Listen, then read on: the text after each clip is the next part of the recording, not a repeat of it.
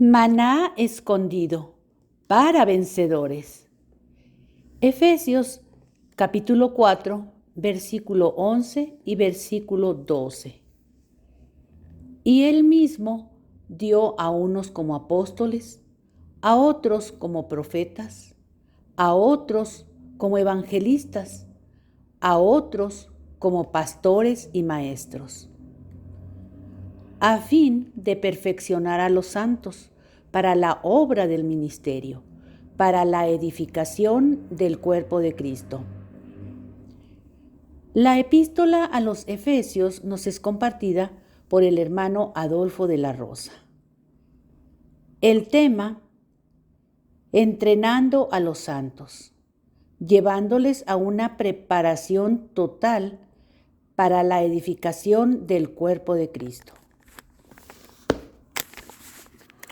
Hermanos, pues mire, estamos hablando de la epístola a los Efesios y pues realmente hemos dicho que en esta epístola se revela la iglesia en 7 aspectos principales. Número 1, la iglesia como el cuerpo de Cristo. Número 2, la iglesia como el nuevo hombre. Número 3, la iglesia como el reino de Dios. Número 4, la iglesia como la familia de Dios. Número 5, la iglesia como la morada de Dios. Número 6, la iglesia, o sea, como la novia y la esposa del Cordero. Y número 7 es el punto que nos atañe ahora, la iglesia como un guerrero corporativo. Entonces, tenemos pues muchos asuntos, ¿verdad? Pareciera que fuera muy fácil, muy sencillo, pero pues bueno, no es tanto así, ¿ve? Pero en realidad, mire, me gustaría decir que Génesis 1:26 prácticamente encierra este asunto.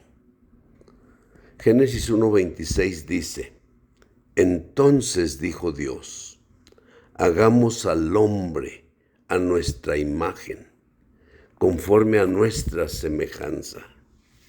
Y luego escuche lo que dice: y señoren en los peces del mar, en las aves de los cielos, en las bestias y en todo animal que serpea sobre la faz de la tierra. Entonces, la palabra y señoren, o sea, eso implica realmente nuestra lucha, nuestra pelea con el enemigo de Dios. Dios realmente, o sea, creó la creación angelical, y entre ellos el líder principal de esta creación angelical era Lucero, hijo de la mañana. Este Lucero, hijo de la mañana, se rebeló contra Dios. Y cuando se rebela contra Dios, pues se lleva consigo 1/3 de los ángeles de Dios. 1/3 de los ángeles le siguen en su rebelión contra Dios. Y entonces, o sea, claro que él en ese sentido pelea, pues podríamos decir contra la creación de Dios. En Génesis 1:1, el Señor creó los cielos y la tierra. Pero en el versículo 2, o sea, viene esta rebelión de Satanás. Entonces Satanás se rebela contra Dios en el versículo 2. Y entonces había una creación preadámica en los cielos, en la tierra creada por Dios, en Génesis 1:1. Así que en realidad, hermanos, 1/3 de los ángeles de Dios, más toda la creación preadámica, o preadamítica, como quiera decir usted, todos en realidad se rebelaron contra Dios. Todos siguieron el liderazgo de Satanás. Así que entonces Dios juzga esta rebelión por medio de dos cosas. Número uno, por agua. Y número dos, o sea, tinieblas. Cuando menos estos dos aspectos muestran el juicio de Dios. Fíjese, por ejemplo, toda la tierra en aquel entonces vino a ser un cataclismo enorme, ¿sí? De manera que toda la tierra fue cubierta por agua.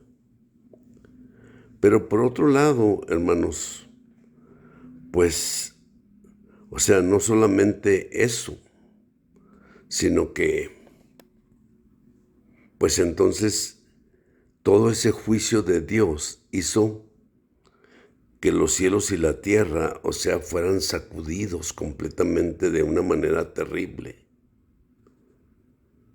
Y entonces, al final de este versículo, versículo 2, o sea, el Espíritu de Dios se movía sobre la faz de las aguas. ¿Qué quiere decir eso? Que el Espíritu de Dios estaba, vamos a decir, empollando la vida de nuevo, o sea, tratando de generar la vida de nueva cuenta. ¿Por qué razón? Porque todo quedó destruido por causa de la rebelión de Satanás. Y el seguir de la creación preadámica, o sea, en la rebelión a Satanás. Así que en realidad, hermanos, nosotros podemos ver que eso es, vamos a decirlo así, el origen de la rebelión de Satanás. Entonces, ahora si volvemos a Efesios capítulos 1, capítulo 2, capítulo 3, capítulo 4, capítulo 5, ¿verdad?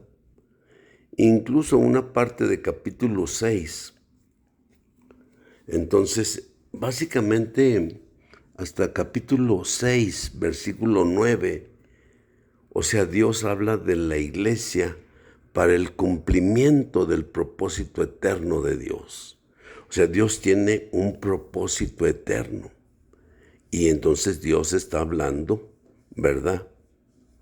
Cómo la iglesia va a consumar ese propósito eterno de Dios. Entonces, en ese sentido, vamos a decir, Efesios capítulo 6, versículo 10, vamos a decir hasta el versículo 16. O si usted quiere, o si quiere hasta el 17, ¿ve? O hasta el 18, no sé. Digo, es que luego de repente, ¿verdad? O sea, pero vamos a leer, o sea, del verso, o sea, Efesios capítulo 6, del verso 10 hasta el verso 18. Esto es realmente, o sea, la pelea de este guerrero corporativo. La iglesia va a pelear contra el enemigo de Dios.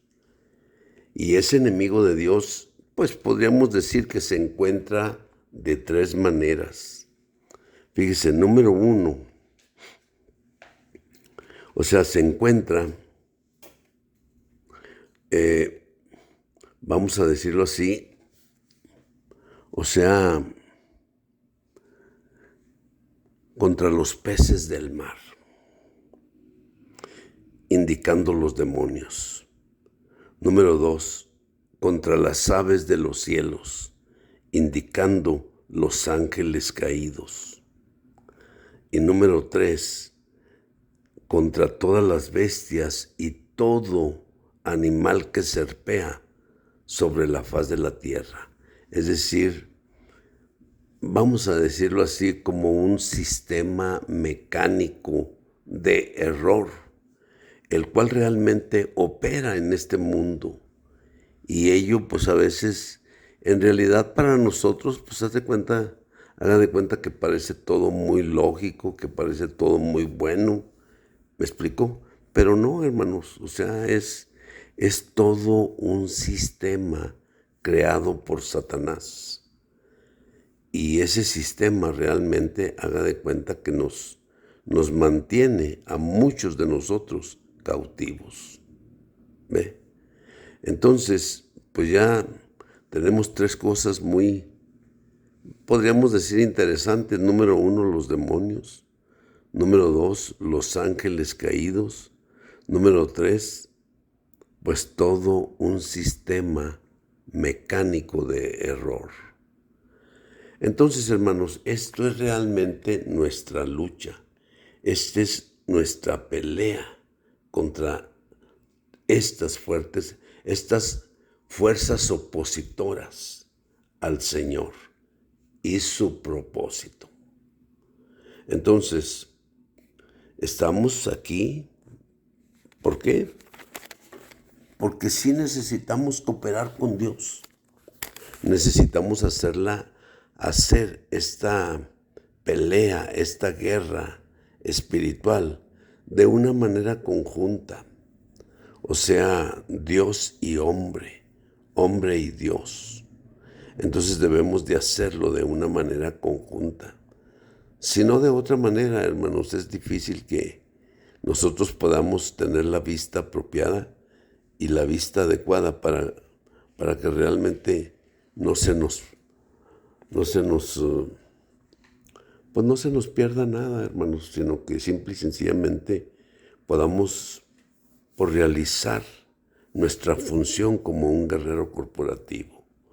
Fíjese, Efesios 6:10 inicia ahí. Por lo demás, fortaleceos en el Señor y en el poder de su fuerza. Por lo demás, fortaleceos en el Señor y en el poder de su fuerza. Eso quiere decir que necesitamos realmente, o sea, ejercitar nuestra voluntad humana con firmeza, con mano firme, con mano fuerte. Fortaleceos en el Señor. Fortaleceos en el Señor y en el poder de su fuerza.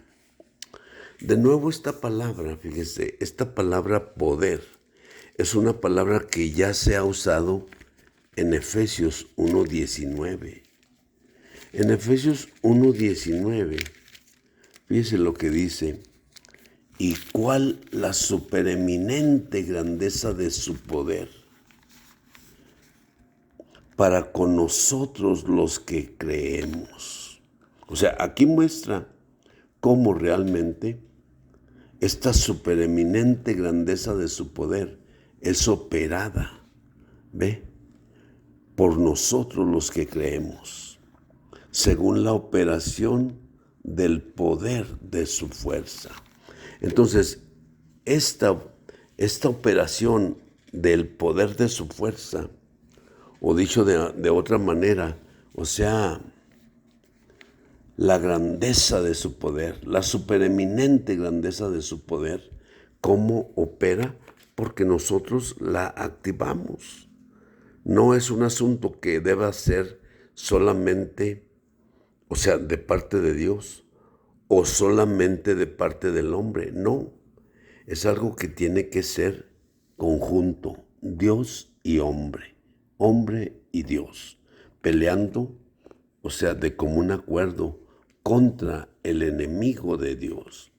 Así que realmente este poder de su fuerza, hermanos, pues se realizó. ¿De qué manera? Dios resucitando primeramente a su Hijo Jesús, luego ascendiéndole y sentándole a su diestra, sobre todo principado, sobre todo poder, sobre todo señorío. Entonces, Dios, pues por un lado, le resucitó, Por otro lado, le ascendió. Y por otro lado, le sentó a su diestra en los lugares celestiales, sobre todo principado y autoridad y poder y señorío, y sobre todo nombre que se nombra, no solo en este siglo, sino también en el venidero. Amén.